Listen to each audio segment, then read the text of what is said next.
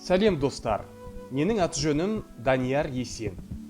Тележүргізуші, журналистпін. Сонымен ертегінің қай жеріне келген едік? Ендеше мен ары қарай жалғастырайын. Сен кімсің деп таңдана сұрады Сара. Мен Ариомын деді әлдене. Мен ешқандай Арио дегендерді көрген емеспін деді Сара. Мен үнемі осында болғамын деді Арио. Мен сенің жүрегіңнен шықтым ғой. Сонда қасымда сен болсаң, дүние жүзіндегі бар балаға коронавирус туралы айтып бере алам деген сөз ғой. Сараның даусы жарқын шықты. Мен батыр бола аламын. Тоқтай тұршы Арио, жер жүзін коронавирус жайлап тұрғанда саяхаттаған қауіпті емес пе? Менімен бірге жүрсең ештеңе етпейді деп жұбатты Арио. Екеуміз бірге жүргенде саған ешкім кесірін тигізе алмайды. Сонда Сара Арионың арқасына қарғып мінді де екеуі жатын бөлменің терезесінен тура түнгі аспанға бірақ ұшып шықты. Олар жұлдыздарға дейін ұшып барып айға сәлем берді.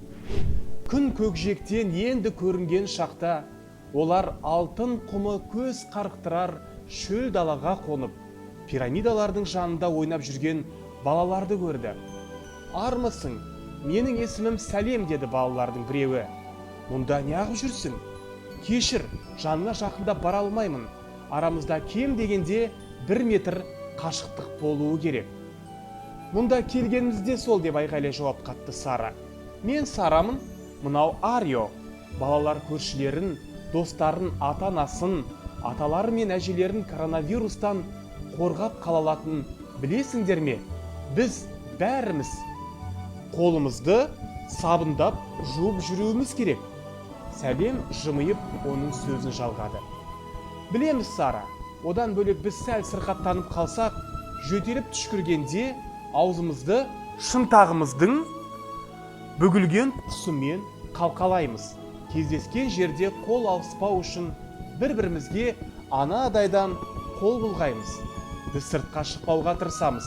Бірақ біздің қалада адам өте көп, бәрі үйде отыра бермейді.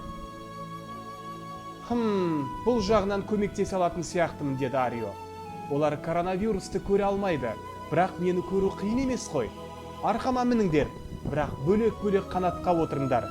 Екеуінің арасы 1 метрден кем емес. Арио көкке көтеріле жөнелді. Сара мен Сәлем әрқайсысы өз қанатына мініп отырды. Ол қаланың үстінен ұшып бара жатып, қатты дауыс шығарып ырылдап, ән айта бастады.